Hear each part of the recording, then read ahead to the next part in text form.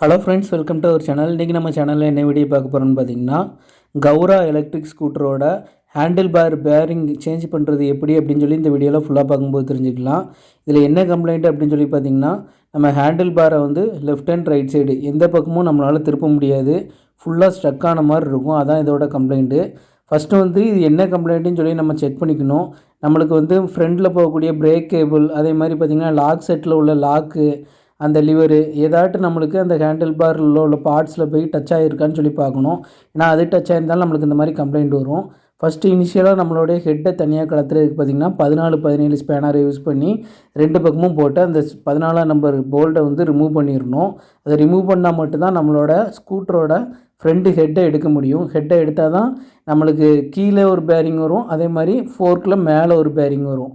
Handle பாரில் வந்து 2 set bearing கொடுத்துருப்பாங்க, அந்த கோனில் இருக்கும். அந்த 2 பேரிங்குமே நம்ம எப்படி இருக்குது அப்படின்னு சொல்லி செக் பண்ணிக்கணும் ஃபஸ்ட்டு. அதுக்காண்டி தான் நம்ம இனிஷியலாக எப்போவுமே ஃப்ரண்டோட அந்த நட்டை கழட்டி நம்மளுடைய ஹெட்லைட்டு செட்டை தனியாக எடுத்து வச்சுக்கணும். பேசிக்காக பார்த்திங்கன்னா இந்த மாதிரி கம்ப்ளைண்ட்லாம் எதனால் வருது அப்படின்னு சொல்லி பார்த்திங்கன்னா, ஒன்று வந்து நம்ம ஸ்பீடு பிரேக்கரில் வந்து பிரேக் அடித்து போகாமல் சடனாக அதே ஸ்பீடில் போகிறது, அதே மாதிரி பார்த்திங்கன்னா அதிகப்படியான வெயிட்டை வச்சு இழுக்கிறது. இப்போ வர எலக்ட்ரிக் வண்டியிலலாம் ஃபுல்லாக பார்த்திங்கன்னா மேக்ஸிமம் நம்ம அந்த இதை தான் வச்சு யூஸ் பண்ணுறாங்க. கார்கோவுக்கு யூஸ் பண்ணுற மாதிரி தான் ஃப்ரண்டில் ஃபுல்லாகவே நல்லா ஸ்பேஸ் கொடுத்துருக்கிறதுனால இந்த தண்ணி கேனு அது இதுன்னு வச்சு ஹெவி லோடு யூஸ் பண்ணுறாங்க. அப்படிங்கும்போது பார்த்திங்கன்னா பேரிங்லாம் அதிகமாக போகிறதுக்கு சான்ஸ் இருக்குது. இன்னொன்று பார்த்திங்கன்னா கரெக்டான அந்த ஏர் செக்கப் பண்ணியிருக்க மாட்டாங்க. அது போக பார்த்திங்கன்னா வீல் பேரிங் சேஞ்ச் பண்ணணும். வீல் பேரிங் ஷேக் இருந்தும் சில பேர் ஓட்டிகிட்டே இருப்பாங்க. அந்த மாதிரிலாம் ஓட்டும்போது பார்த்திங்கன்னா நம்மளுடைய ஹேண்டில் பாரில் உள்ள பேரிங் வந்து சேஞ்ச் பண்ண வேண்டிய சுச்சுவேஷன் வந்துடும்.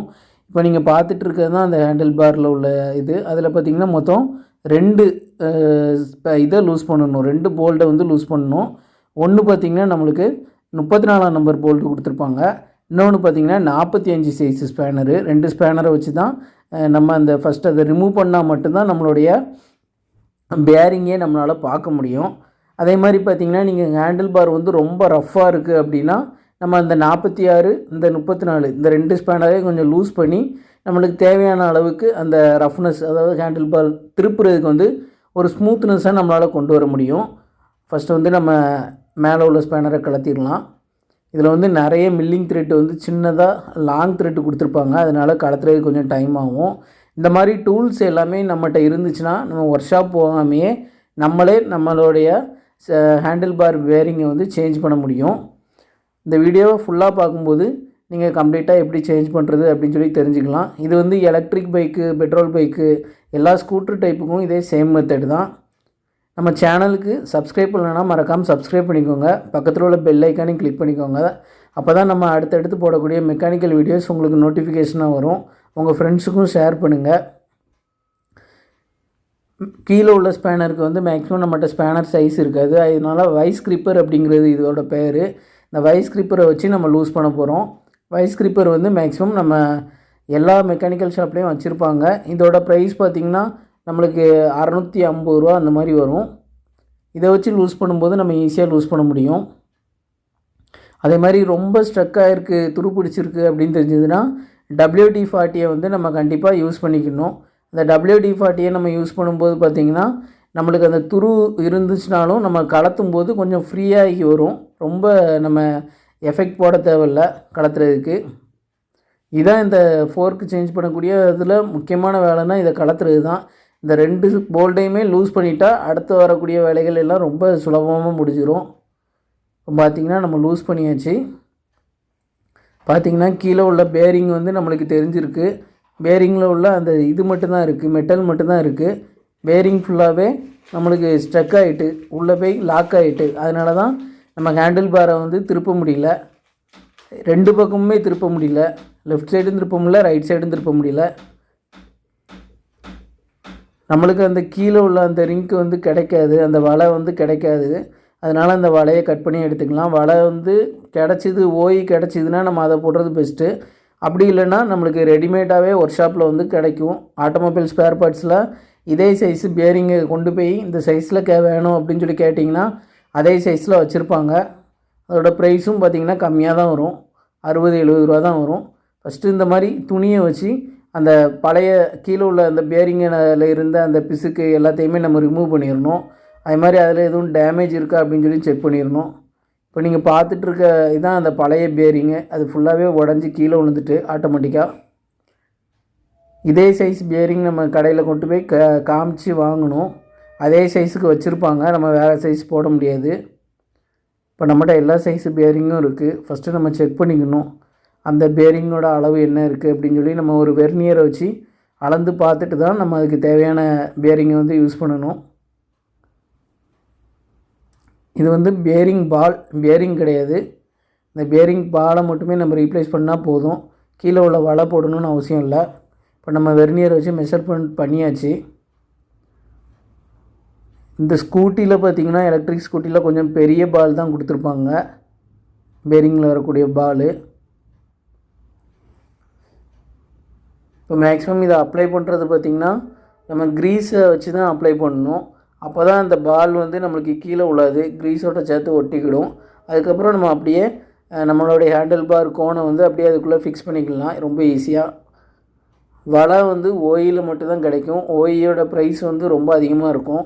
அதுவும் இந்த எலக்ட்ரிக் ஸ்கூட்டருக்குலாம் பார்த்திங்கன்னா ஸ்பேர் பார்ட்ஸ் கிடைக்கவே கிடைக்காது. இந்த மெத்தடில் நீங்கள் ஈஸியாக உங்களுடைய ப்ராப்ளமாக ஓவர் கம் பண்ண முடியும் பட்ஜெட்டில். பார்த்திங்கன்னா நம்ம நல்லா க்ரீஸை வந்து 4 பக்கமும் ஃபுல்லாக கம்ப்ளீட்டாக அப்ளை பண்ணிடணும். இந்த கோனை சுற்றி க்ரீஸ் அப்ளை பண்ணுறது மெயின் வந்து நம்மளோட லூப்ரிகேஷன் இருக்கிறதுக்காண்டி மட்டும் இல்லை. இப்போ வந்து நம்ம இந்த பால் பேரிங்கை ஃபிட் பண்ணுறதுக்கு அந்த க்ரீஸ் அப்ளை பண்ணால் தான் அந்த க்ரீஸ் வந்து ஒரு கம்மு மாதிரி அந்த பால் பேரிங்கை பிடிச்சி வச்சுக்கிடும்.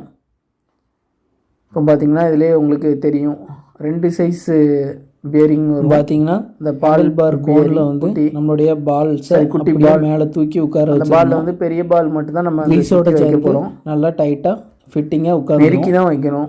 அது எந்த அளவுக்கு தேவையில்லை, வலை இல்லைனாலும் இடம் பிடிச்சிருக்கோ இப்படி வைக்கும். அந்த அளவுக்கு நம்ம பால் நல்லா ஃபிட்டிங்காக வைக்கணும். நெக்ஸ்ட்டு வந்து நம்ம மேலே கலத்தின அதே மாதிரி பால் நம்ம போட்டு டைட் பண்ணிடணும். அது மேலேயும் கொஞ்சம் லைட்டாக க்ரீஸர் ஆகிடணும். 32 டைமே ஃபுல்லாக டைட் பண்ணிவிட்டு ஓவர் டைட் வைக்கக்கூடாது. ஹேண்ட் டைட்டில் வச்சு வந்து நம்ம என்ன டைமே யூஸ் பண்ணிக்கலாம். டைட் பண்ணும்போது நம்மளுக்கு ஹேண்டில் பாரும் ரொம்ப ஃப்ரீயாக இருக்கும். அதே மாதிரி இதில் எதுவும் நம்ம கலத்தும் போது ஓட்டுறதுக்கு லைட்டாக இருந்துச்சுன்னா கண்டிப்பாக அதை லேத்தில் கொடுத்து தான் அதை க்ளீன் வந்து காமன் தான். எலக்ட்ரிக் பைக்கில் மட்டும் இல்லை, பெட்ரோல் வண்டிலையும் ஸ்கூட்டரில் டைப் ஃபுல்லாகவே இந்த மாதிரி மெத்தட் இடத்தோட சேர்த்து மாட்டும் போது நம்மளுக்கு தேவையான டூல்ஸ்ன்னு சொல்லி பார்த்தீங்கன்னா அந்த 32ஆம் நம்பர் ஸ்பேனர் வேணும். அதே மாதிரி பார்த்தீங்கன்னா நம்ம ஸ்க்ரூ ட்ரைவர் வேணும் வண்டியோட ஃப்ரண்ட் பாடியை கலத்துறதுக்கு.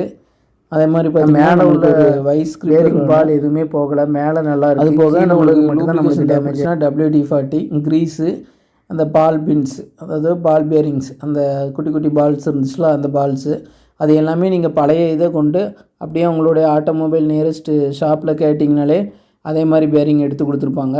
ஓயினா உங்களுக்கு செட்டாகவே வந்துடும். அப்படி இல்லாத பட்சத்தில் நீங்கள் டைரெக்டாக இந்த மாதிரி பால்ஸை போட்டும் நீங்கள் வண்டியில் ஹேண்டில் பார் ப்ராப்ளமை வந்து ஓவர் கம் பண்ண முடியும். நல்லா டைட்டு வச்சிடணும். ஏன்னா இதை லூஸ் பண்ணி விட்டிங்கன்னா உங்களுக்கு ஸ்பீட் பிரேக்கரில் வண்டியை போட்டு எடுக்கும்போது பார்த்திங்கன்னா டக்கு டக்குன்னு சவுண்டு கேட்கும்.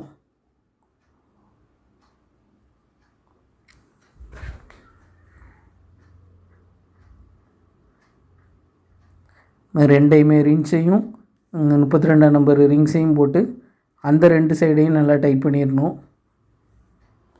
கீழே வந்து நம்ம கை டைட்டு தான் வைக்கணும், ஸ்பேனர் டைட்டு வைக்கக்கூடாது. ஸ்பேனர் டைட்டு வச்சோன்னா ஓவர் டைட் ஆயிரும்.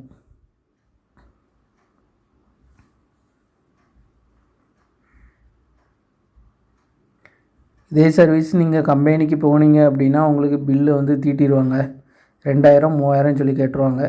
இது நம்மளே பண்ணும்போது பார்த்திங்கன்னா மினிமம் ஒரு 200 முடிஞ்சிடும். 200 கூட ஆகாது, ஒரு 150 முடிஞ்சு போயிடும்.